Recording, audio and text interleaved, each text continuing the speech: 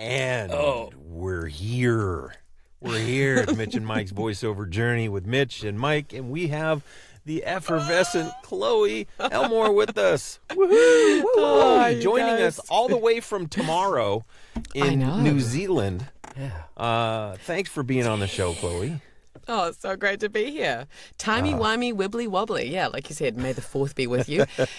And may the 5th be with you, honestly, whatever that means. I'm celebrating Star Wars Day. May the 4th today is when we're recording. But yeah, it's already Cinco de Mayo in New Zealand. So, Chloe's pouring a margarita and eating chips and salsa. Eating Taco Tuesday. Oh, yeah. There you go. Oh, yeah. There it is. Are you in your tiny Tuesday. house? Is that where your studio is? I am. Yes. I am. I actually You have just a tiny because house? Lots of people have been messaging me after VO Atlanta saying, we want to see your tiny home. Is it finished? Is it finished? I'm like, don't you care about my voiceover stuff? And they're like, nah. We want to hear about the tiny home. So I thought, Yeah. right. That's We what want to we'll hear talk about the tiny whole home. time, yeah. Forget I about want to that. give the we got people plenty of what time they to talk want. about voiceover. So I finally yesterday filmed unfortunately it's like a 13-minute tour. But people have been waiting and they wanted to see what's in my cupboards. Possibly, maybe they don't, but they will now. So my life will be totally on display and exposed and bare. I'll have no privacy left. Well, you'll have to send us a link to that so we can invade your privacy as well. 'Cause I'm curious now. I had no idea you were doing the tiny home thing, and now I want to see. Yeah. I tell you what, it's been a mission. My dad, I live in the same property as my parents. I'm 33 and I have lived away for 10 years. I just want to make everyone know that I've not been living with my parents all through my 20s and 30s. But I moved back a few years ago from the city.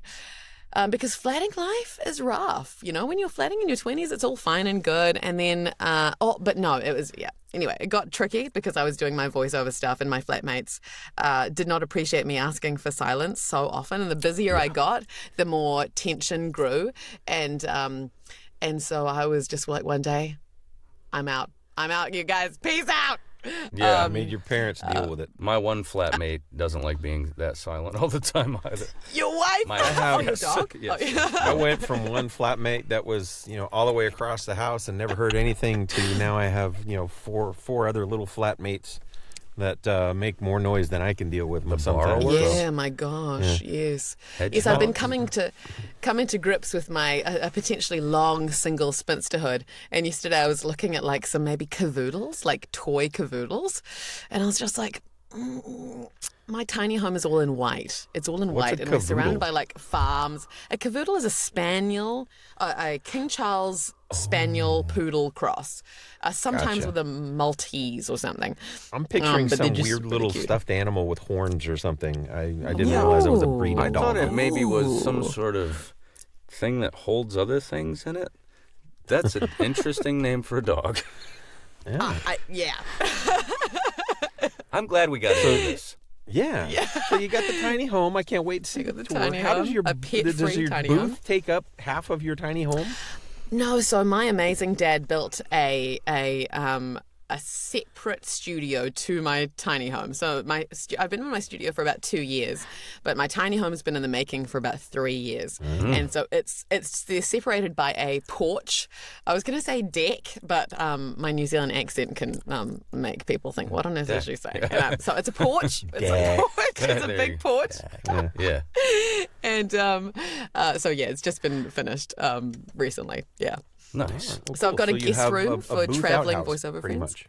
Yeah, exactly. I just walk across my porch and into my studio with my studio bricks inside my studio. It's quite a large studio. So if I wanted to have a huge room to record multiple voice actors at one time, or if people wanted to, it's got the capabilities of maybe, for a small band, like a 3 or 3 person band. We're making a trip to New Zealand. We're gonna go on tour. We're going to go on location. We're gonna go visit Chloë, and we're gonna record in her studio. That's She's right. got room for it. I'm already, It didn't quite sound like an invite, but since Mike said... I don't need one. Okay. I get told about things and I invite myself. You know this. But But I do have it's a tiny home, but it's like a 2-bedroom tiny home, which doesn't sound like a tiny home. But I thought I'd really like to host any like voice actors coming through that they can, use my, stay with me. That's what you thought about. I did. Other I voice did think about this. Wow. That's what I did. Well, if I can ever convince my wife to, take a trip to New Zealand to go see the Lord of the Rings, locations, then we'll look you up and totally. Yes, find me. Record in your booth. I guess that okay. One last thing about this, I feel like I want to actually hear your story, which I've never heard before. Wait, I did have a thing about the tiny house. It was about the tiny home. The best thing about inviting people out to New Zealand is most people can't show up. So it's like an open invitation to a place no one can go anyway. So it's like, you are really right nice. Most of us don't have the means to do so. Yeah. Come on, You're right about that. Unless you're coming from LA, which is a 16-hour flight. If anywhere else in America, it's like 30 hours one way. Yeah, exactly. Yeah. Yuck. Mike, please kick us off. All I'm right. so excited. Kicking us off with the actual VO question. Chloe, we're just I met you at VO Atlanta. I think Mitch, did you know her a little bit before VO Atlanta, or was that where you met her as well? We chatted online, on Facebook Messenger, on the Book whatever. Of Faithful. That's right. Yes. That's right. Very Exactly. nice. So you had previous dealings with Chloe. Barely. But yeah, I met Chloe in the very first actually it was the second X session that I did, because I did the first one with Rob Paulson, and then we did an X session, and Cunningham's like, come here, sit with me and Chloe. I'm like, with you and who? And so we'll get to talking about that later on, I'm sure. But I was just like, who is this person? She's amazing. And then just got to know you during the con, and it was just, I was like, this is one of my favorite people ever. And so, honestly, I still remember. If you can remember your line some of those lines that you addressed to me, Mike, that was the best introduction to you ever. I don't know if anyone could top that introduction to you. It was amazing. Yeah, we'll talk about that. We'll talk about VOA, because I'm sure that'll come up. But we want to kind of start with your origin story. Like, you said you're 33. Thanks for gracing us with your age, because we would never ask that. But you've been doing this for 4 years. That means for 29 years you weren't doing voiceover. So what were you doing, and were you creative in any way, shape, or form, and what kind of led to making the jump? Yes. Well, one thing I'll front foot is that I love deep and meaningful, so I might go quite deep. But I don't have to go as deep as you want me to. I can go as deep or shallow as you want me to go. Very deep. I feel like I go through more and more, longer I go through life, I'm like, I just love to go deep and gritty, because that's the kind of stuff I like to hear. And I deeply, deeply ponder things, like very deeply. I'm a mixture of cheerful and extremely serious. Probably all of us are, honestly, but I can get extremely serious and very dark and very deep in my own little head. So I grew up in New Zealand on this property, which is quite rare for some people. I've been, it's like, the roots I've set down on this particular property are pretty cool. So my parents moved here 35 years ago, and so I've been pretty much here my whole life. And I should have, I know, don't shut on you, but like, I feel like I should have had a halcyon, amazing, like idyllic upbringing and been just so happy. But I had a pretty painful childhood. And it wasn't my parents. My parents are love on legs. They're flipping amazing. I think I've got the best parents out of anyone I've ever met in my life. Like, they're just incredible. My dad has slaved away on this tiny home. He has laid down his life for me. He just adores me.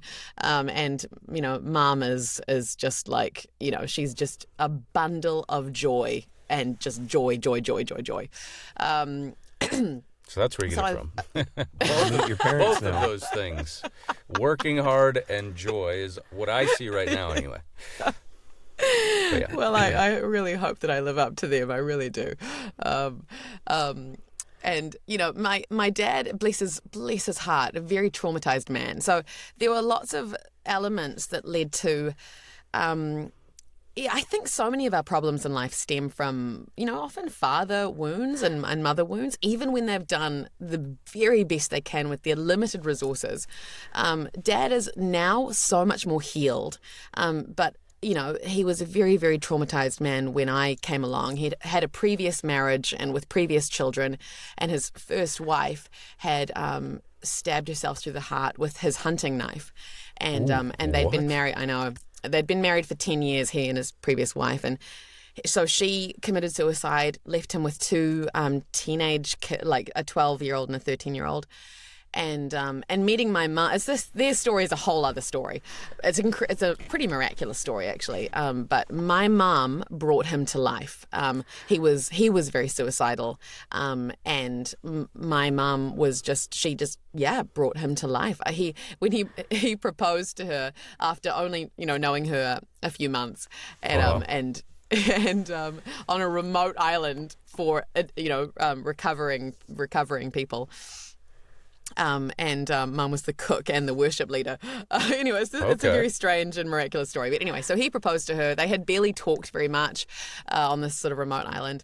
But he said, like, will you marry me? And she said, absolutely. She's been in love with him for, ever since she saw him.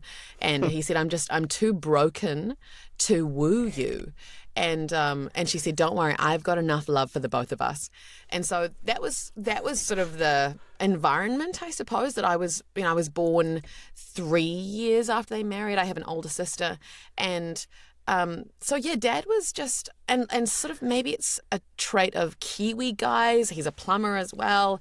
But I think also his generation, he's now 71.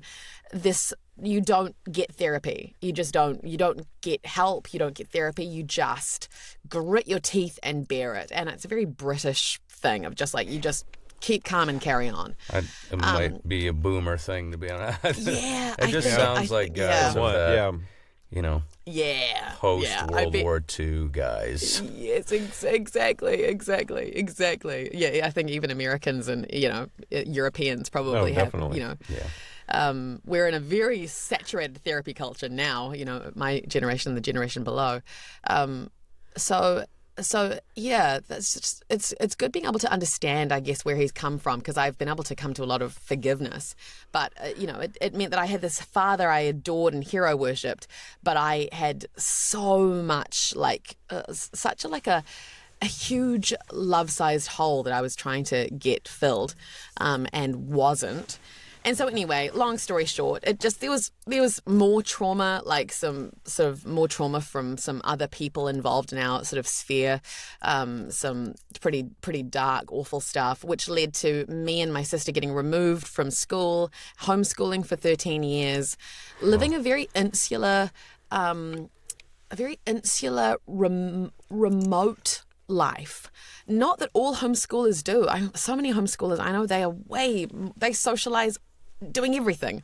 And we did a little bit of like drama and French classes, and but I think I made this decision that people were hurting me, and I just didn't have the resilience to be hurt by people. A lot of the cruelty of kids, they can just be so savage, much more than an adult. Adults sort of maybe have filters and self-control, hopefully. Kids can be so violent and vicious, and one thing they can say can sort of devastate you for maybe your entire life. The ripple effects of people's words. And I think I was just extremely sensitive as a sort of a little creative person, with like a heart of jelly and sort of a little bit maybe spineless. I just didn't have like armor to deal, and maybe none of us do. Children we need to, I guess, grow resilience or a hard heart. And so I didn't have the opportunity to do drama school, like drama classes at school. And I was so shy, painfully shy. Like the one time we went to a homeschooling like drama classes with other homeschoolers, and they were all like the outcasts and misfits. You know, How many they were are all there? Like, where do they have to come from? We traveled like an hour. Okay. Yeah, we traveled an hour to the local city, and they'd all come from probably the other, rural areas. It's getting more and more common now where there are those co-ops and there are those groups that are more local and get together. But I mean, even back in your day. Yeah, exactly. It was, back in my day. And are you more rural? New Zealand, I'm about an hour's drive from the city, so that I think it's kind of rural. Yeah. Just kind of. And so it was a very challenging time. Oh my gosh. Coming out of our shell, I remember going into the bathroom of this little community hall where there were 10 other homeschoolers, and we were all going to do like a play about. No, actually, we were thrown into improv. The very first time me and my sister showed up, we were thrown into improv, and so we dove in the deep end. And I remember going to the bathroom and vomiting because like I was so afraid of people. And I say that to say that I've changed so much over the years, and that it's wonderful to look back and go, wow, little Chloë would be proud of me, going to these conferences and meeting and mingling with so many people and loving, not being afraid of people at all, but like loving being around people. But people were scary. And so I think a lot of that hampered my creative output. Since I was so afraid to be ostracized, and I was just so afraid of people. I was so afraid of, I think rejection is what, being made fun of, but rejection. People saying, like, Chloë, you're ugly and you're fat and we don't love you. And, and that... Because I had a lot of self-hatred. I had a great deal of self-hatred. I was a sort of a mini suicide attempt when I was 11 years old, because I was quite overweight, and I hated myself so deeply, and I want to give little Chloë a hug. I know, little Chloë needs it's gonna be okay, like a consented hug.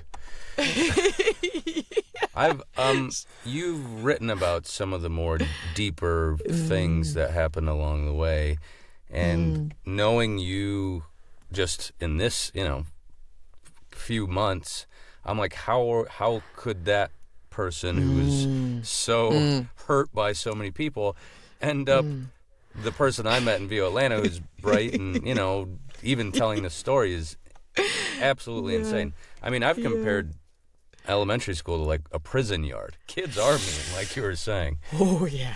And it gets But how did that transition happen to where you started to find your flame, your light, your ability to be around other humans? Gosh, I think so many things. So many things. Part of it is you get so desperate, you're willing to ask for help, because I didn't want to ask for help for a long time because I was afraid of humans. I was like, I've got to fix this myself. And when I think I always had a desire, I would call it a fire in my belly for life.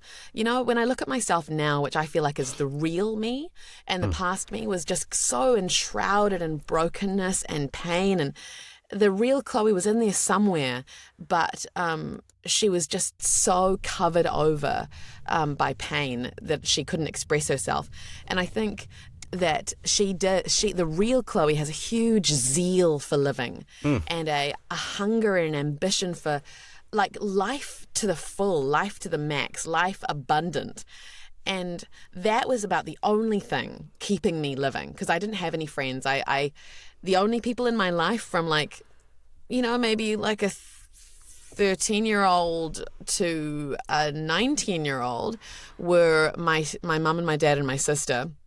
Occasionally my grandparents, and my granddad was a counselor and a minister, so my mum would take me around there often for prayer and help, because she was at her wit's end with me most days for years and years and years. I was very aggressive and very violent and very sad and very angry. And like they say, you can't put a sponge in orange juice and squeeze out milk. I only had self-hatred, and I only could put out hatred. And I think that was because I wasn't the kind of person to just keep it buried. I see some people, they just shut down and they bury it. And I was externally very aggressive and violent and angry. And I think that's part of being a performer, is that there's sort of the good and the bad side. If what I've got inside me is rage, then I'll express the rage. If what I've got inside me is joy, then I'll express the joy. And so I think being a big feeler and a big expresser was sort of like, obviously, actor right there, There you go. You got a lot to draw on. Yeah. Actually, you're right. See, these things get redeemed. Because I think I've understood what it's like to be suicidal since I was, certainly before I was 11, I would say around 6 years old, I started having a lot of suicidal ideation. Since that, when you go through a lot of pain and also heal, I think that's some of the healthiest acting, because you don't need to act for your own catharsis or your own healing. It can be really cathartic, but the point is not to self-heal. The point is to be generous and to give back and to serve the story. And I think the best acting happens through actors who are healed and not trying to heal themselves in the acting process. I think that what I've gone through certainly helps me have a shorthand with characters and sort of access the depth without really much effort. And I'm grateful. I'm really grateful that I can sort of maximize the pain and suffering. And I'm like, wow, I can pay my mortgage now because of the, any suffering. It's the best of you. You've gone through all that. It was not great to go through, but you're in a better place now, and you can draw on that to help inform the characters that you create. And an answer to your question, Mitch, in brief, is that I think getting help, I've had mentors, lots of mentors, recovery programs, therapy. I think my parents praying night and day and night and day. Just being desperate enough to ask for help and just going, Chloë, you cannot do this alone. And you just have to I have to open up my heart and trust people. And I still find that hard, even though I love people. Doing life and being deeply intimate with people is something I struggle with. I love to go over to these conferences and just, hug everyone and love everyone. And I'm I wonder if I have the strength or the bravery and the courage to what if these people saw me in my worst moments? What if these people saw me when I'm boring and sad and discouraged? And, me yesterday I was like, Mom, I haven't booked anything in a few days. I'm a piece of crap. I'm sorry to laugh at you. I understand. Yeah, that sounds like a we drop feel your for pain, you. Yeah. Much more so. I do want to touch on something though, because one of the places that I really got to know you even better was you sat in on Cara Leidy's Faith in the Booth panel. Oh, yes. And you were very vulnerable on that panel. You were very open with everybody about some of the things that you've struggled with, even in the VO world. And so, how has your faith brought you through all that as well? I know you said your grandfather was a minister, your parents were praying for you. Yeah. Where did you come full circle and reestablish or figure out your relationship with God? And how has that played into your voiceover work? Massive on every level. And I have done I did a missionary stint 8 and 10 years ago with YWAM, which is Youth with a Mission. And so, I've got this sort of deep love for Jesus, and sometimes I'm like I'm scared sometimes sharing too much about it because people, there's a big reaction from people, that they, when I sometimes Younger tell me would people, have reacted poorly. But, yeah, like even telling a few people at Voice Over Atlanta, you can see them stiffen and they go, "Oh, you're one of those, are you?" And but like I just would be dead. I would be dead without God. I would either be actually dead, or I would be spiritually dead, and I would be emotionally dead, and I would have no joy, and I'd have no hope. And contentment is an inside job. And I think as anyone, can struggle with like seeking voiceover to make me content. I'm like, there's got to be something external that can make me feel content. I just want to feel satisfied. And then I go, oh yeah, what are you doing, Chloe? No, it's not an outside thing. It's an inside job. And so I definitely, I've been walking with God since I was 4 years old. 29 years. And I have gone through all the stages of an intimate relationship, and like figuring out what on earth God is doing, and getting angry, and then pulling away, and then, and coming to terms with just the pain of life and asking God the big questions. I think, to have a deep relationship with God, it's pointless to not ask the big questions. You have to ask the big, curly, most difficult questions. Yeah. And I would say that like all my success is God's gift, because I've had success that in some ways I work really, really, really hard, but I've had success that some people can work years and years and years and years and decades for and not get. And so I do know that, my success in voiceover is purely down to like God's goodness. I can't explain it any other way. Even just the strength to keep auditioning and auditioning and auditioning and auditioning and auditioning day after day after day after day.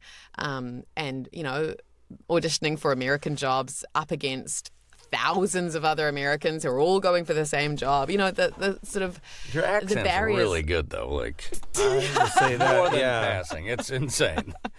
And on a dime. So just to let you know. Yeah, That we'll makes go. sense. We'll come back to it. But yeah, in that workout we had, she stands up and she's obviously not from here, and she got the sweet, bad. Kiwi Okay, not accent bad. and everything, and I do it horribly. That's so But good. then she stands up there and she does this American character, and I sat there, and the first thing I thought was, How one is is she she? doing that flawless North American accent? And I can't get any other accent down. How? Why? That's not fair. This is so funny. Yeah. See, well, again, like I could say it's skill or whatever, but I think it's God.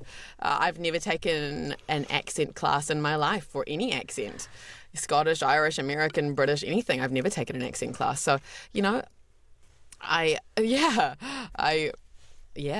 and God definitely put me in the right place at the right time with the right people. And God surrounded me with people who said to me in my darkest moments, like, we will love you until you can love yourself. And they wrapped their arms around my obese, what I would call a disgusting, morbidly obese body. And they were just like, we will love you. And I think I was like, wow, this is insane. God's hands and feet. I think we need, God chooses to show love to us through other humans, other flesh and blood. And so, God definitely snatched me out of the gates of hell. And gave me that fire inside. I didn't know it was at the time, but I could say now, actually, maybe it was God's voice that was like, hey, Chloe, you've got a really good life ahead of you. Don't give up just yet. Because I kept saying to myself when I was very, very suicidal all through my teens, I was like, if God, and I was very angry with God through my teens. I was like, if that sadistic, nasty, big, grand chess master in the sky is having fun and games watching me down here, then there must be a reason why he's put me here in this time, in this place, in this country, for this purpose, to these parents. I didn't believe it was an accident. And I thought, if there's a reason, then I want to find out what it is, because deep down I'm like, God wouldn't just tease me like that. And in the Bible, it says that, God's got good plans for me, not plans to harm me, plans to prosper me. And so I just kept going, okay, I was just gonna live one more day and see if there's a hint of this destiny that God's got for me tomorrow. And I just keep doing that day after day. Like, I want to find out what this supposedly good life, if there is one, looks like. And so thank goodness God just kept me, almost feeding me breadcrumbs day after day to get me to this point now when I'm like, wow, I was, about to commit suicide on, when I was 18 on the 14th of June. And I'm like, wow, every day I'm living on, like they say, is like borrowed time. I don't know how or why I'm alive right now. But what I do know is that the point is much more than voiceover. And the reason I am drawing breath day after day, I think, is because I love people, and I was so afraid of people growing up, so petrified, and I just didn't like them. I hated people because I thought they were going to hurt me. And now I'm like, I think God's given me a thicker skin and a softer heart. It was the other way around when I was younger. I had a very thin skin and a very hard heart. Mm-hmm. And I think now I've got a thicker skin and a heart that sort of just wants to embrace everyone and love everyone. And going to Voice Over Atlanta and all these other conferences like One Voice and Get Out of Your Booth and SonicCon, I think some of the greatest joy of me being alive is going, I get to love these people, my tribe. I get to love them. And to me, that's like one of the most satisfying, highest callings of why I'm around. And I'm like, maybe there's multiple reasons why God wanted to keep me on this planet. But I want my life to touch not just hundreds or thousands, but like tens and tens of thousands, of hundreds of thousands of people. I want Chloë Elmore's presence in this life to make maybe even one other person's life a little bit brighter, but hopefully more. I'm a very greedy person. Well, and the good news is God has made you. You are a very people are drawn to you. I don't know if you noticed that at VOA, but people are just drawn to you because you just have this big smile.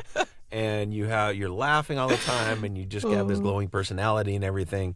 And so, it brings people in, and it gives you that opportunity to then, have real conversations with them and everything. And so, use that. You know what, Mike? Sorry, we're glowing about Chloë, and I have to, because after meeting you, it was like, she is so nice. She's the nicest. What the hell? I was talking to David Rosenthal. I'm like, I can't even believe it. Like, you don't meet your heroes. But I was like, geez. But I have to say, Mike, you are that too. And even if you're, it's been more than 3 days since your last booking, and you might not be touching 100,000 hearts or whatever. I think your energy and your wave of goodness resonates in that same way. It's Well, golly sakes, Mitch, you're gonna make me cry. Yeah, I'm sorry. This is I feel like I got flushed from talking earlier because I'm feeling like you and I have had some similar thoughts and feelings as a kid, and I'm like, geez, okay. I wasn't sure. I was like, she can't be real, right? She's too happy all the time. But, yeah. Well, it just goes to show you, too, that, I mean, like you said, you've had some of these thoughts and you were in these places.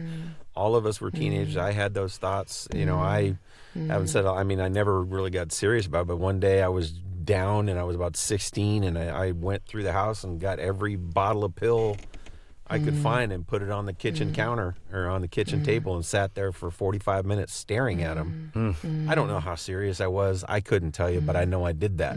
So we all go through those things, not me, not nearly as much as maybe, either of you, but I mean, you hear these stories and hopefully other people are hearing this story and in the dealings you have with other people can hear you say these things and go, wow, I'm not alone.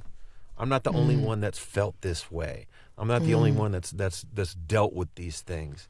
You know, it's like, I mean, I haven't met a lot of people with Tourette syndrome, but I've met a few, and it's like it you know, it makes me feel better knowing that there's other people out there that know the things I deal with. And so it's definitely helpful to tell your story and to you know, to have people who have been through similar things like Mitch, that you know, and other people that might be watching this, to know, hey, there are ways to get through this. You've got therapy, you've got Jesus, you've got you know, friends and family and people.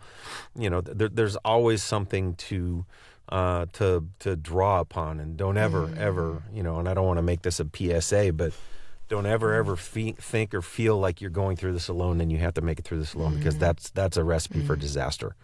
And we're here. Need people. Yeah, we're here. Yeah, You just email You're us. watching this and you're a friend of ours, and you just, hey, you know, Mitch and Mike at Mitch and Mike vojourney@gmail.com. I mean, We you gotta know, make shit this- easier, bud. I'm sorry. I know it should have been easier. I should have made that easier. Not good. But yeah, I mean, reach out, talk to people. like crying and like trying to type it out. Like I spelled it wrong. I not can't good. get through to a Not gonna work out. Chloe's easier to get a hold of. Anyway, so That's right. Totally. So all right. Well, we did it. we could go on and make this you know make this You one got of me those. close, But Mike. You got me close. yeah, no. Okay. Let's well, you got me close, Okay. dude. All right. But so Chloe, Yeah. Chloe. Yeah. All right. So bring us now to, you've reached that point. You're you know, you're in downtown, big town New Zealand, wherever that is. Yeah. And you're doing something that's not voiceover. And then, you know, obviously this is post-COVID. I don't know if that had something to do with it, or if it was just 4 years ago you went, let me try this. But what did that look like? How did you all of a sudden fall into voiceover? Yes. So I will say, part of the reason I struggle with a binge eating disorder, and so that was a huge part of the presentation of like a lot of my pain. I numbed out with huge amounts of food. Anyway, so I was very overweight, got into some recovery and lost the weight, and was commercially viable for a drama school when I was 21. So I got into this a recovery program when I was 18, and so, yeah, and I went to, and when I say drama school, it's a loose term. It was a 36-week intensive program, a totally practical thing. So there was very little theory. There was no like writing essays and doing. So it was full immersion acting for 36 weeks. And it was just 16 of us, and it was quite a new class. I think I was in the third year, sort of from when it opened, but very like elite, like the best of the best working professionals in New Zealand. And so anyway, it was amazing. It was absolutely amazing. Wow. Very, very, very, very, very, very, very, very hard. Very hard. Oh my gosh. Morally, it tested me to my limits. Morally? I'll Please share this help 'cause us with this that. Can you? Okay. Yeah. so I was very prudish, you know. I was very, very, again, fearful of people, homeschooling Christian, make of that as you will. And I'd like never had, you know, as sheltered as you can get, sort of. Okay. Sure. So, you know, and they did like intimacy scenes, and, you know, it was pretty intense. And I realized acting is not acting, acting is being. And that's what they said to us. They said acting is, you guys all came in here thinking that acting is acting or acting is pretending. Well, you're wrong. Acting is actually being. It's actually often more real than real. And I'm like, oh my gosh, you're right. You know, it's like you're so much more present and intense than we are in real life. And yeah, so they taught us how to do whatever, simulated sex scenes and things like that. And it was like, as a sheltered little not expect homeschooler, no, I was yeah. And I'd had this idea, this hope, this dream that I would save my first kiss to my wedding day, which I think now is kind of cute. Yeah. But yeah, so I was, it was very challenging. I had my first kiss in a lesbian scene And yeah, so it was just very morally challenging. It was very morally challenging for me. And yeah, and so I had so much. I was wrestling so much. Also, I do not look like a New Zealander, and that's probably one of the main reasons there's been a desert of on-camera stuff, because I've had an amazing on-camera agent since drama school. That was 2014. And I've auditioned upwards of 650 plus times in that 10 years or 12 years, whatever. And I've booked maybe four things, maybe four roles, does a four New commercials. Zealander Yeah, look what do you- like? yeah, what do you- Yeah, I mean, yeah. My agent, she said 5 years ago, she's like, Chloe, we put you out for so many things, and she's like, you've got great acting chops. I don't know why you don't book anything. She's like, I think it's because you do not look like the New Zealand girl next door. You do, if you were in Norway or Switzerland, you'd probably be booking plenty. The only jobs I have booked are actually Swiss commercials that have come out to shoot in the mountains down here, and it's like Swiss chocolate products. So go figure. Is that your heritage? Where are you from? Yeah, I did a recent ancestry test because I'm not a very honest person. This is where God's got his work cut out for me. But when people ask like, what kind of heritage do you have? We want someone who's authentically French. I'll go, yeah. I've totally got authentic. I've got French in me. Yeah, I am French. Yes, French. And I thought, I bet you I do somewhere in my family tree. So I got my ancestry recently, and it's just fully Scottish on one side and fully Irish on the other. I'm like, Oh wow. Whoa. But maybe that's Yeah, see, why I'm fully French on one side, and then my mom is such a smorgasbord of white people that it's just everything: German, Scottish, English, Irish, Oh wow, Norwegian, yeah. all the things, and Yeah. so they More just really common intermixed all white, so very transparent. Lucky. Yeah. So that made like on camera acting, I will say soul destroying for 10 plus years. Someone still struggling, with lots of self-hatred. It's an ongoing thing for me. Really, really struggling with my looks, really hating my looks so much. It was like my most brave thing I could do, to show up, drive to, the city, an hour to the city and an hour back, to sort of show my face and to act on camera and to be seen. And I think, again, that was probably God's cunning way of getting healing for me, because I had to I couldn't hide behind a microphone. I had to show up in all my vulnerability, and be intimate with my scene partner, whether that was the casting director person, or often there's they'll do a duet sort of audition. And it was like, I think the resilience I grew from having turned down, like from the first 50, 100, 200, 300, 400, 500, 600 auditions plus, you go through stages of, oh my gosh, I didn't get that. That hurts so much. Why didn't I get that? To like, you start to go, I'm just going to numb out because I can't handle the messages I'm getting of, obviously, they didn't like the way I look, they didn't like the way I sound, or I'm a bad actor. And it's those sort of three things were like my What else could it identity. be? Yeah. Yeah. And so you go through the stages of like the almost adolescent sort of, yeah. And you get sort of more jaded, around the like 300, 400 mark of those auditions, 5-6 years in, I was starting to harden my heart again. And I was just going, screw this. I just hate this so much, And then I was going, wrestling with God, going, God, what are you freaking doing? I so want to act. Are you telling me that I shouldn't be doing this?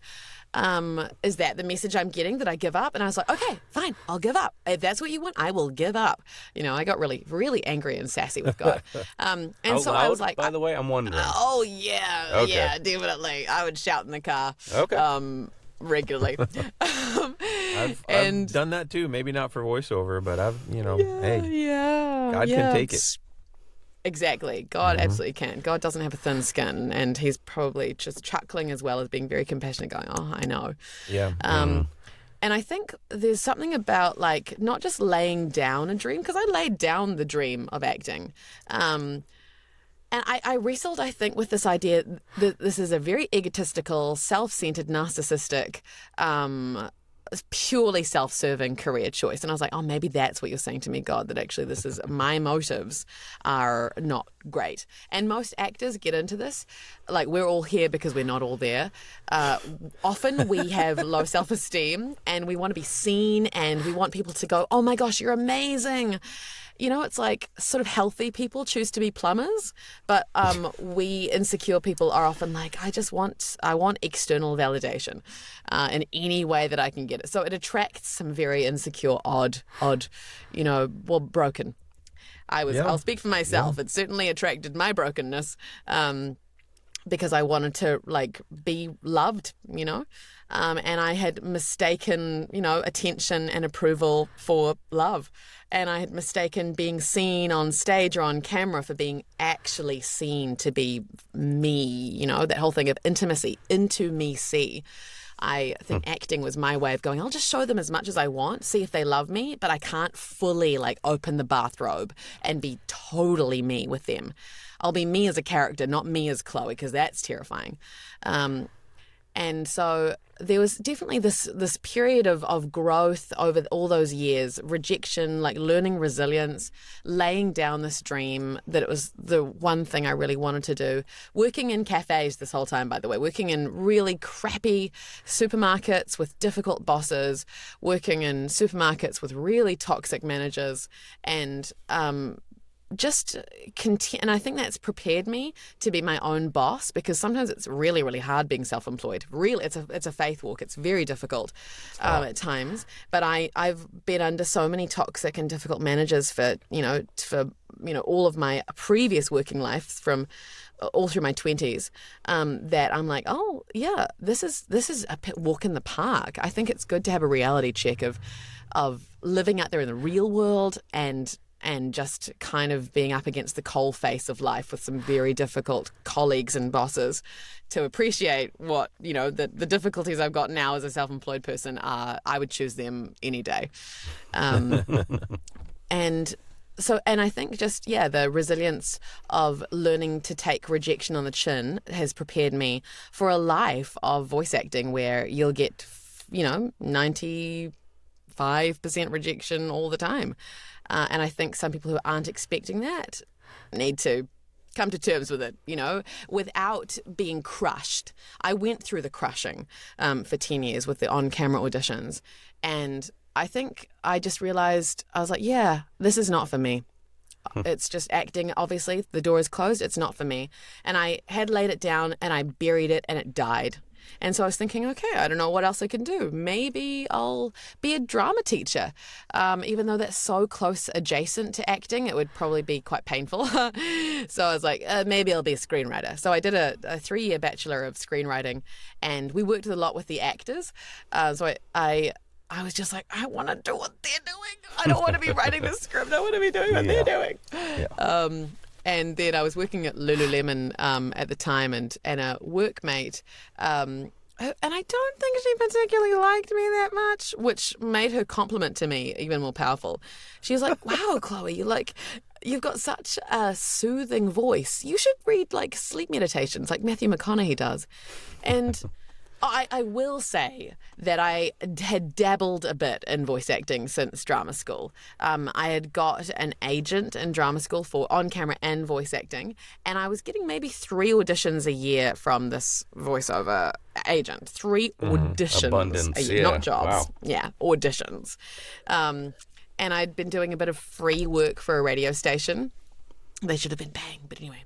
Yeah, I did some free, but that was also great teaching, teaching me how to work with this microphone thing and get a 75 or 100 words into a 30-second spot and that kind of thing, and just learning that I loved doing this even if I wasn't getting paid a dime, and so that was the extent of the voiceover world.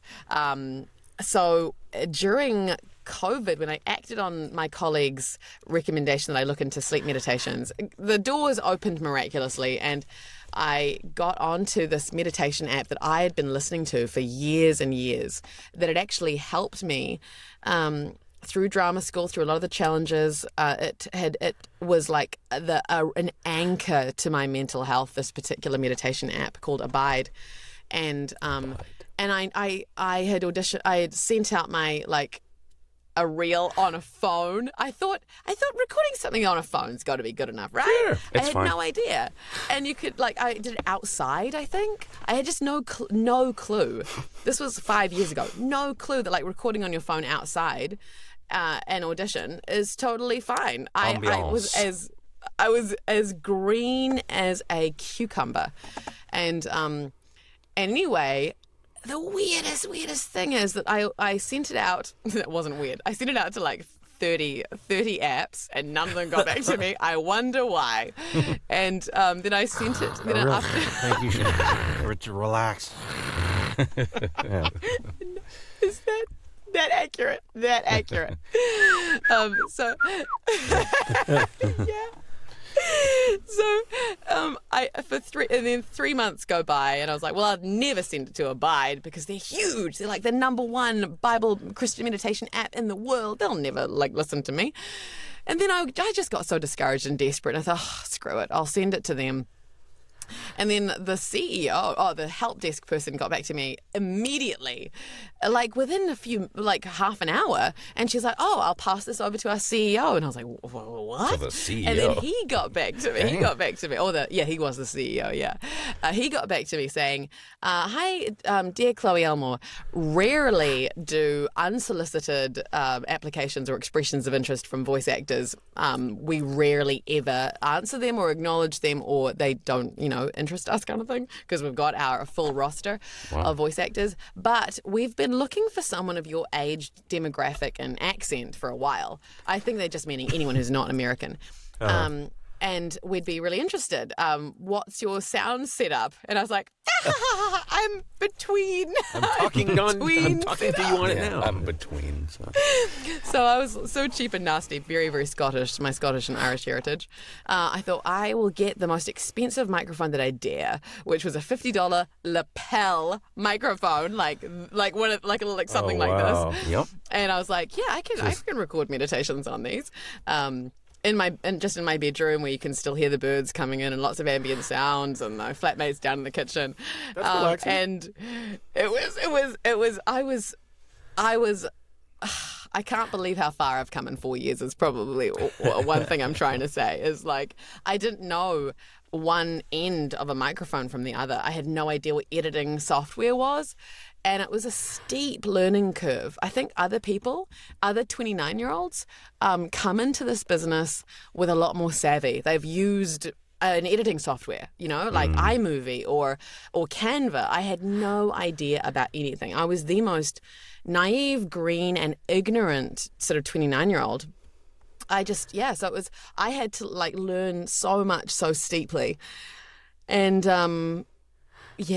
but then after a few months of that, I earned enough in US dollars to start making I bought a USB microphone for $200, and then I was getting, again, this is so God, because my sound sounded terrible. I was speaking into the opposite, my Audio Technica microphone.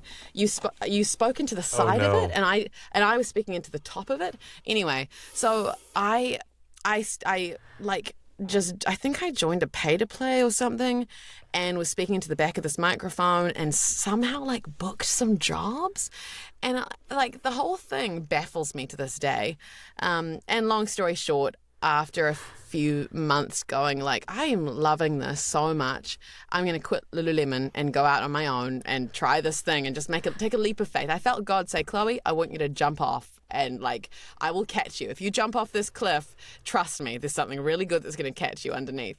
And so, yeah, I quit Lululemon, and went out, and it's been a very, very steep learning curve. And now I do know the one end of a microphone from the other. Good thing. I hope. You just proved that it doesn't matter what setup you have, your acting chops will land you your phone, the back of the microphone. They'll figure it out. They'll help you figure it out. Yeah, the wrong space for it. I mean, I bought this stuff so I wouldn't quit, and it worked, and I'm still here. Now it's the people keeping me here. But otherwise, I'd be kidding me. This is too hard. Get out of here.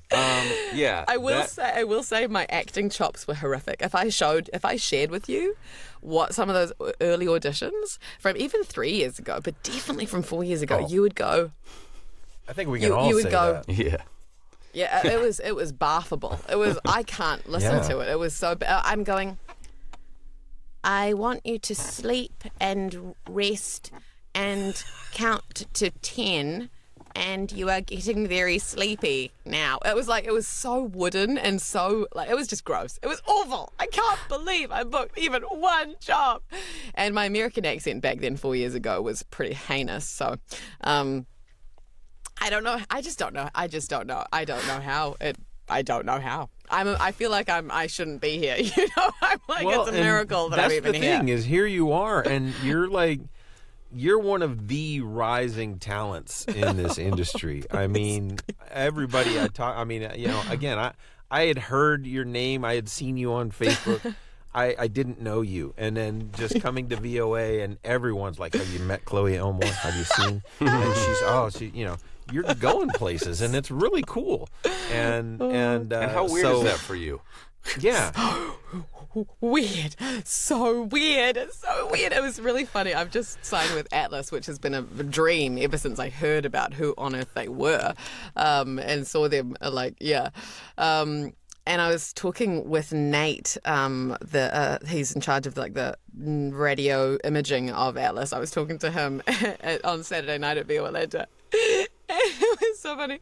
There was I during our 2-hour conversation, there were about 5 people who approached us, and I thought, they'll be wanting to talk to Nate because he's from Atlas, freaking Atlas, and they were all like, "Hi, you guys, sorry, I just wanted to say Chloe, hi," and I've been, and I'm like, this is so weird. See, so weird. But so weird. There you are. It could be. It could be the. I talked to you afterward. It could be the. I'm on the mend. I have already had to pass over 300 plus auditions since Monday. This is something you messaged me. It could be that's pushing you ahead of the rest of us. Just the amount of work you have to put in. Yeah, shoot. Even I'm looking at my inbox right now going. But I'm getting that peaceful meditation from my inbox. Just saying. But You're getting and just so good to have gotten to know you in a couple of different facets, and I will go ahead and tell the story now, right from the workout. So we get in. Mike Cunningham says, "Hey, come." I sat towards the back. Mike's like, "Come down here and sit with me and Chloe in the front row." I'm like, "All right." I do want to hear Chloe's side. By the name sounds familiar. I didn't really know. And then I'm sitting there, and we're with what was his name? Chapman. Tyler Chapman. Tyler Chapman. Yeah. And he's calling people up, and he's like, "Okay, who wants to go?" And somebody went first, and who wants to go next? And I raised my hand, and he chose somebody else, and I raised my hand, and I'm like, "Well, I guess he's just not calling on me." But he calls you up, and we had some scripts to choose from, but a lot of people choosing the same script. So yeah, Chloe chose this script what was the character's name again? Do you remember? Don't. It's something like Rain or something like that. I can't remember. But she was. It took place in the government, right? It was this comedy, comedy cartoon in the government where she was making decisions in the Pentagon or something. But yet, she was, or she had dealings with her father, who was a scientist, whatever.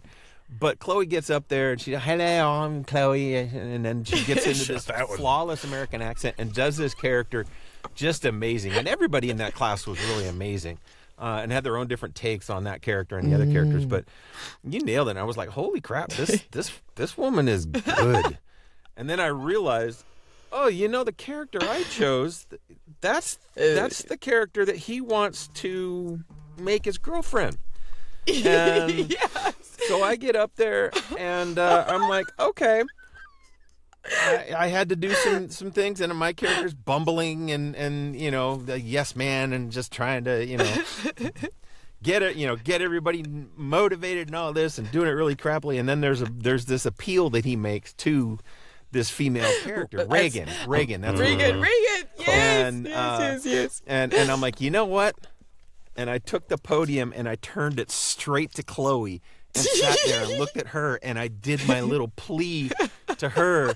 And I think the last line was, "You have a Brett-shaped hole in your heart.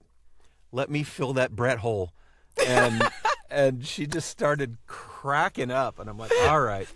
I won the room there. And then, we had that little bit, and there was a couple of times, during the conference I saw you, and I just went, Chloe, let me fill your hole. Let me fill your Brett hole. Oh, boy.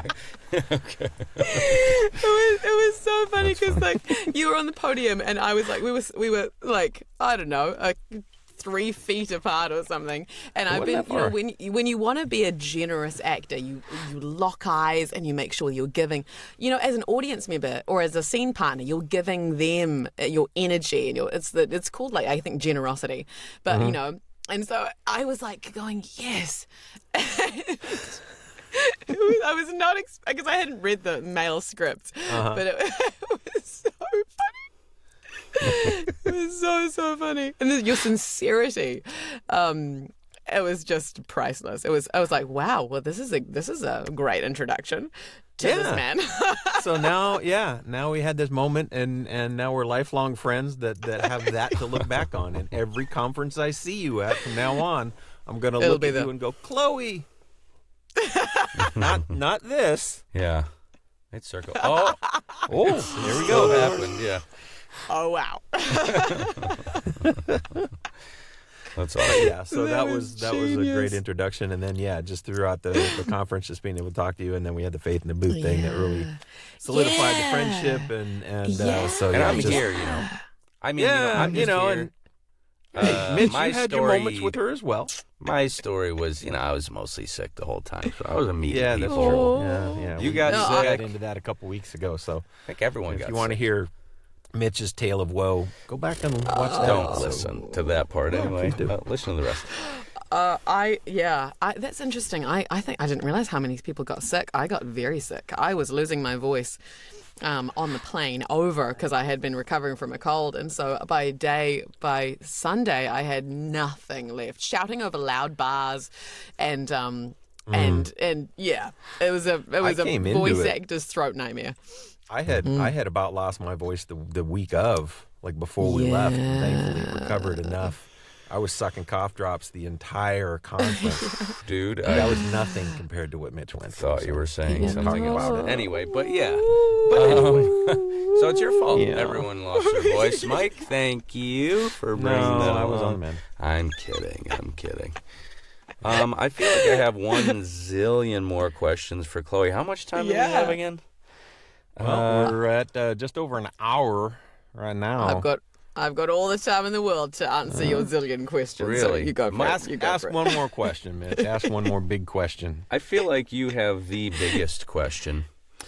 I don't want to get real dark again if we don't have to. Unless you want to. Go for it.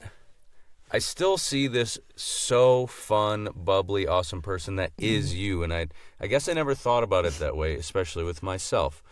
This is me. The dark version of me is sort of like a different version of me that I still tap into because it's fun.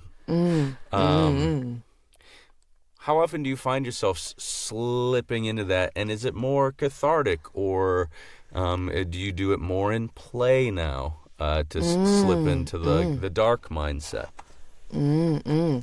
great question, because there's a couple of different kinds of dark. There's villainous dark, and then there's like depressed, agonized dark. Yeah. And I think I can access both of those because not even necessarily because I've been through the darkness, but because I've healed from the darkness. I would say it's I can access them more because I'm at peace with myself. I can access them more easily and without damaging my psyche because I'm not reliving it. It's just close to me. I'm not dredging things up in an unhealthy way. It's just, it'll always be very close to, easily accessible in some way. But I think it's because I've gotten so much healing and I'm much more comfortable in my skin. And part of that is age, but sometimes time does not heal all wounds. I know some people who are more and more bitter as they go on in life. And so sometimes it's not about time. I do think it's God and other people helping like love me, so that when I do access those darker parts, it's fun and it doesn't feel like I'm doing it in an unhealthy way, and I can come out of it and be so happy. I did a character a couple of days ago. She was a tortured soul in hell, and she was watching her children be tortured in front of her, and she had a rat chewing on her foot, and I had to get into this, and then immediately sort of, snap out and go, well, that was, should we do another take kind of thing? Yeah. And it's not like it's like you fully enter into the character in that moment without damaging your soul, and so I think healing is one of the biggest things about being able to access those characters in a healthy way and not being afraid of going to those places. And certainly, I've had part of the abuse that I went through was sexual abuse, and a lot of the characters I play, because I've got a deeper voice, there's some of them are there's some villainous women who it may not be sexual, but it's seductive.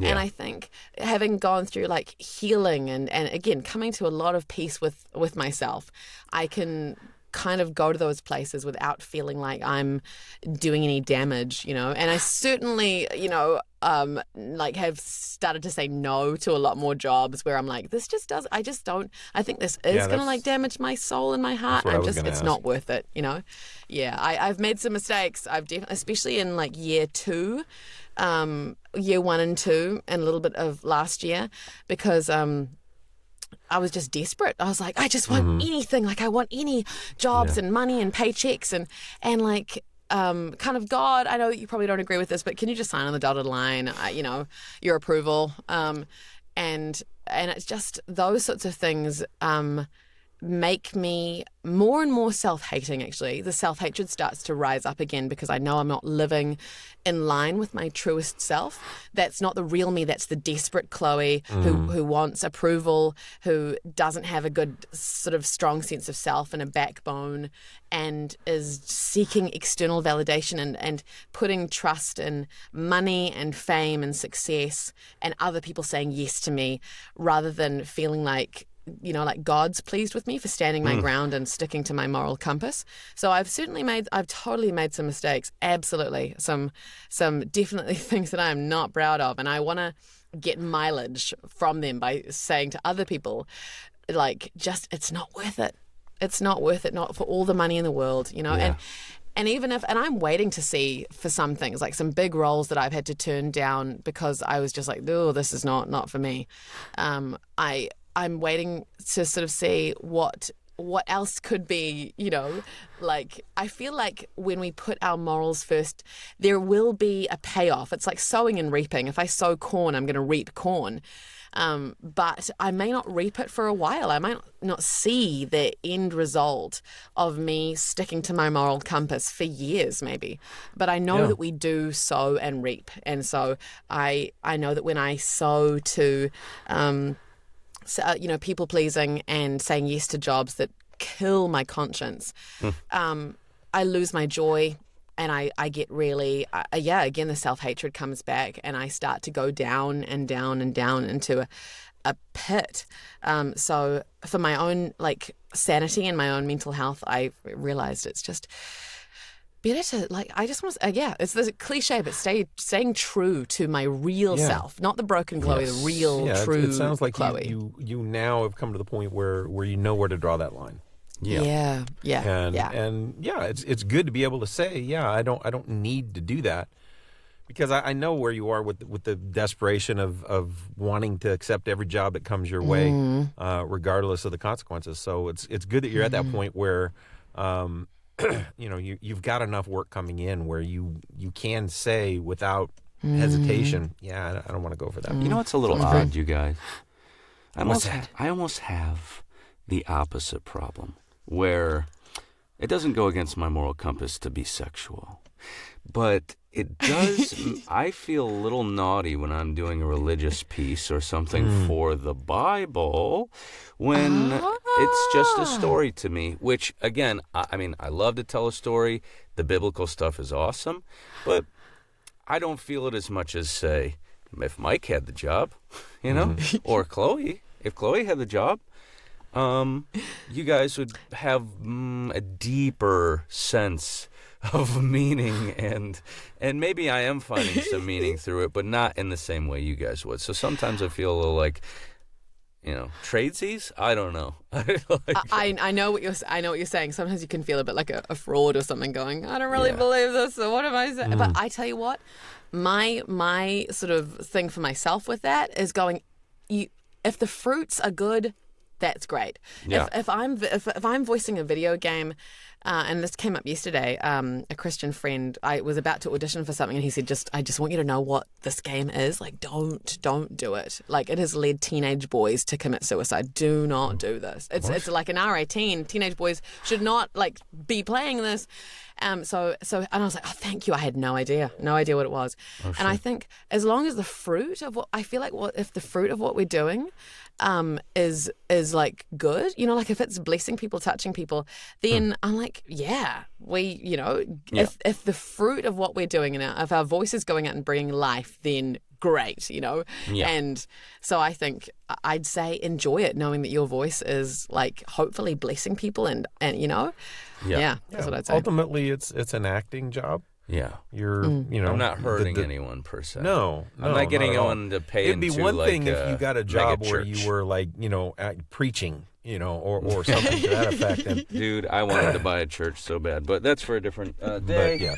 But, all right, so last real question, and then we'll have a little fun. So usually the topper is, I know you said earlier, like, you have a bad memory and you couldn't tell us what role you got last week, but there's got to be something that stands out where you're like, that put a stamp on what I've done so far. That's something that I'm really, really proud of, and that I really, really had a blast doing, and that people can hear me in. Is there like that one thing that you've done that you're like, if I had to talk about one job, that's the one? And then is there anything that you haven't done yet that you want to do that would be like, all right, but that would top it? Ooh, yes. The strange thing. So the strange thing is I've voiced a few AAA video games and they've been so fun, but it's something as pedestrian, although I shouldn't say that. It's it's something as low key, as an audio drama, which is sort of theatre, right? Theatre for the ears. We do those. And this character, I think might have been one of the first audio dramas I ever got into. And it was on, like, so strange what auditions come across X on Twitter, but it was through that, and I think something about audio drama, you can really get you can get to know a character so much. It's not like a video game when you've just got spreadsheet dialogue, throw the grenade, that kind of thing. And that's my best acting. Throw the grenade. What are you going to do, bud? I believe that. Yeah. Sergeant, what should I do? Throw the grenade. Throw the grenade. But it was this character. And her name's Davina, and it's called The Strata. It's an audio drama called The Strata, and I think she's going. She appears in like season 10. So the show had been going for years. And then I sort of was like, oh, what's this thing? What on earth is an audio drama? Like I was, again, so green. I had no idea what an audio drama was. There's something about her name, Davina. There's something about her. I don't know why, but I just can't like...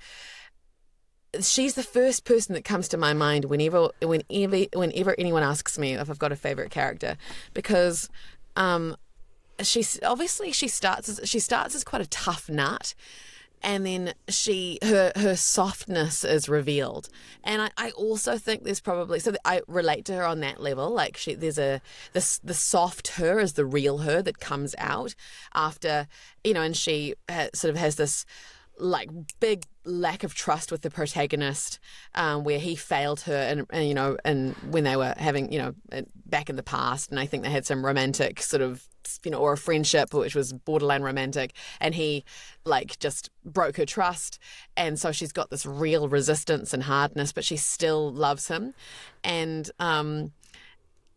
then she's showed up in a few of the other seasons recently, and they're building on her romance path, because I asked the creator, I'm like, I really love her and I wanted to have a happy ending.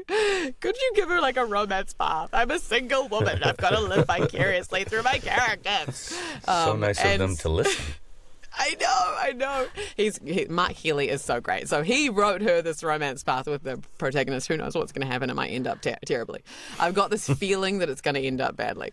But I think just her It's a journey happy from, ending to him. yeah. So I think I just relate to her so much.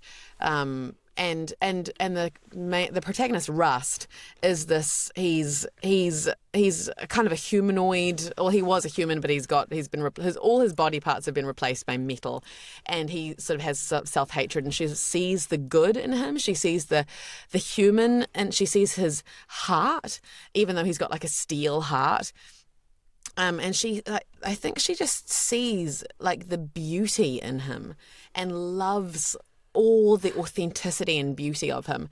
And I feel like that's maybe what God has been doing in my life, is softening me, helping me trust again, trust people who hurt me, and trust, just humanity, and see like the beauty in people where they might have a very rough, hard exterior.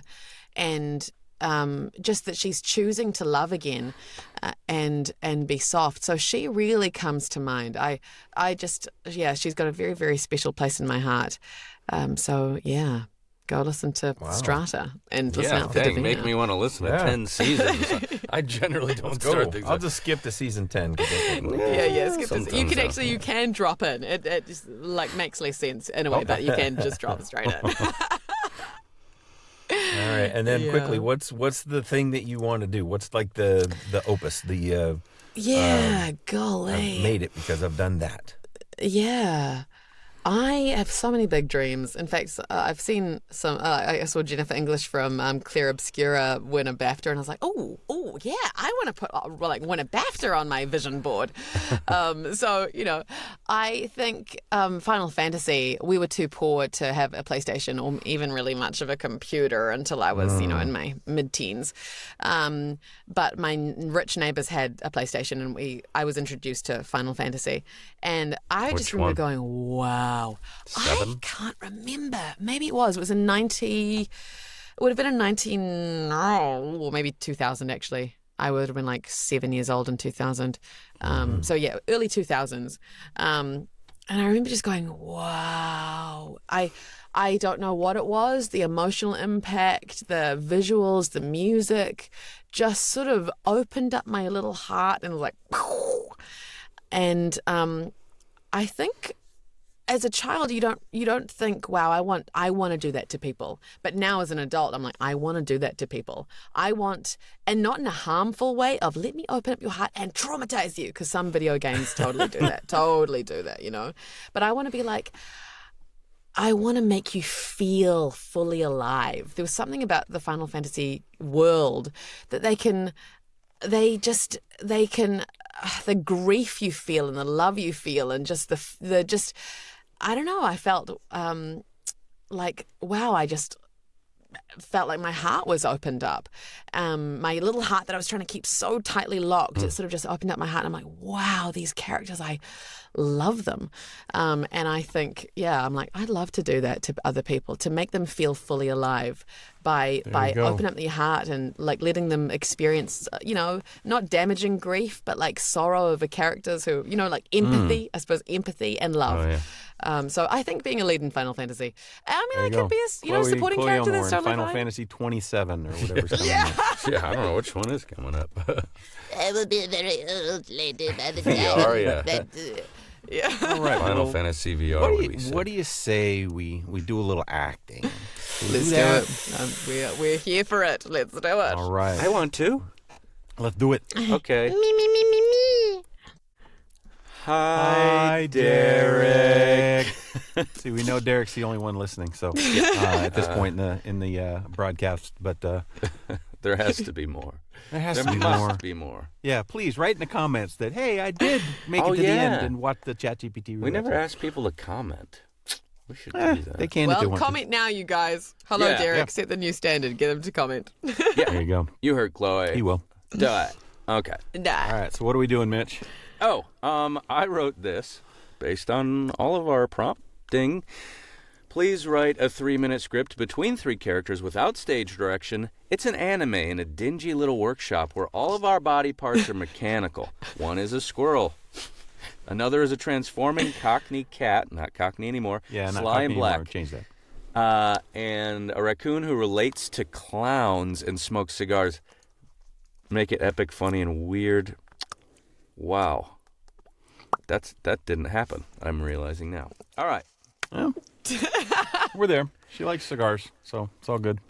Consider I didn't. I lip gloss cigars? I don't even know what that is. I forgot Yeah. the anime part of it. I don't know I much about totally anime stuff. forgot the. Let's scrap the anime it just part. is what it is.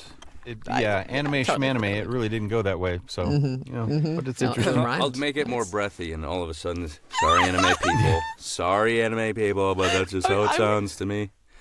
I'm gonna do that too. I will make it more breathy too. I don't think I do can that. do breathy Irish. You got to do it. Maybe I can. Breathy is Irish. Irish is breathy. You're good. That's true. There's a dash of air. Anyway. You guys, my left arm is whirring again. And that's not a comforting whir. That's a we're about to invent a new problem whir. Oh, come on, relax, Nutbolt. If it explodes, it'll be a stylish explosion. I tuned it myself. Gave it a bit of swagger. You know what? Swagger is not a setting. I checked the panel. It goes from barely functional to deeply unwise. Deeply unwise is where all our breakthroughs happen. Oh, exactly. We live on the edge of catastrophe, like artists, like poets, like whatever you are, Raccoon. I am a visionary. Also, I'm out of cigars. This is a crisis laid on top of another crisis. You said that last time. Well, that was a different cigar crisis. This one has stakes. Oh, everything's got stakes with you. You ever think that maybe the universe is just a big circus and we're the clever little acts in it? I don't think it. I know it. I used to perform. Tightrope of bad decisions, juggled regrets, honked the horn of destiny. You didn't. I did. Audience of ghosts, they loved me. Oh, right. Ghosts love a raccoon with a wrench for his spine. Okay, focus. The arm. It's escalating to a chirp. Uh-oh. Chirp's bad. Yeah, chirp is very bad. Chirp means it's thinking. No, it shouldn't be thinking. Oh, everything thinks if you give it enough wires and a bad attitude. What did you put in there? Oh, you know, springs, a bit of magnetism, some poetry. Poetry? Oh, yeah, I found a scrap of it in the gutter. Really moody stuff. I thought it'd give the arm I don't know, a soul. You can't just give a limb a soul like it's a spare bolt. Why not? The world's falling apart. Might as well make the pieces interesting, eh? Hey, True. it's humming louder. No. That's not a hum. It's a prelude To what? to a punchline the universe has been saving just for us. Well, I don't want to be a punchline. Oh, it's too late, boyo. Just look at us. Mechanical woodland rejects in a workshop that smells like burnt tea and destiny. Destiny smells like varnish and regret. Oh, it's speaking. Acorns, revolution, jazz. What? Oh, brilliant. It's cultured. It's forming a philosophy. Oh, no. This is one step of every disaster. But what should I do? Well, ask it what it wants. What do you want? Freedom. Applause. A better agent. Yeah. Huh? See? Performer. I know it. Ha! Yeah. So let it perform then. But it's my arm. It's our moment. I've been waiting for my whole life for a comeback. Yeah. It's not a comeback. This thing is a malfunction. Same thing. Just different lighting. I know. Give it a stage. Well, the only stage here is a broken table over there. Well, perfect. It's gritty. Authentic. Oh, yeah. I'll announce. I've got the voice for it. No, you don't. Ladies and gentlemen of the Void, presenting the one, the only autonomous limb of destiny. Thank you. Thank you. Oh, look at it go. Uh-oh. A bit stiff, but it's charming. Uh-oh. It's detaching. Now that's commitment to the bit. That's my arm committing treason. Oh, let it cook, Nutbolt. Let it cook. Oh, it's doing a routine. Oh. Why did the circuit cross the road? To escape the workshop. Dark humor. I like it. I'm losing blood equivalent fluid. It requires sacrifice. Well, I didn't consent to being sacrificed. Nobody consents to greatness, my friend. Look, it's building to something. I can feel it. And now, the finale. There's a finale? Well, every good act's got one. Brace yourself. Explosion. But metaphorical. Metaphorical? Oi, thank heavens. I hate literal explosions. No nuance. Boom. Of emotion. I'm crying oil. Oh, it's so beautiful. Now that's art. Well, can I have my arm back now? Encore, encore, encore. Oh, it wants an encore. Give the audience what they want. Come on. So you guys are the audience. Well, there's always an audience, even if it is just us. Especially if it's just us. Fine. Whatever. Arm. Encore. Do the frickin' encore. Thank you. I will now reattach. Symbolically. Symbolically. I don't like the sound of that. Hey. Please just reattach normally, okay? No. Oh? No. Ooh. Bold artistic choice there. It's going solo. Well, I don't want a solo arm career, okay? Goodbye, goodbye, goodbye. Come back! Oh, there it goes. Out the window. Oh, it's beautiful. Free as a mad idea. I'm such a proud parent. And also deeply concerned. Yeah, 'cause I have one arm. Yeah, but you've got a story now, don't you? And we've got a new act to chase. We're not chasing my arm across the city. Oh, of course we are. The circus never ends. I hate you both. You'll thank us later. Well, probably not. But it'll be spectacular. Nice. And there you go. There's always regret. We got two regrets in this one. Yeah. Yeah, ChatGPT loves the word regret. Yeah. Odd. There's Yeah. something esoteric. There's something in that. I It's guess deep. so. Yeah. It's deep. It's deep. All right. Well, Chloe, it was only an hour and a half, but it was still too short. So Oh, it's so thank lovely you so to be much for talking joining to us you from all the way guys. across the pond. My pleasure. And in the future, timey-wimey, wibbly-wobbly. Yes. We make it work. Thank you so much for joining us tomorrow. Oh, thank you. Oh yeah, good one. I like it. Oh, well, And it's we'll wonderful see you in to a be. couple months here in Dallas. Yes, that's right. That's right. I'm so excited. All right. Well, thank you guys so much. It's been wonderful going deep and so good. So good. Thank you So for that.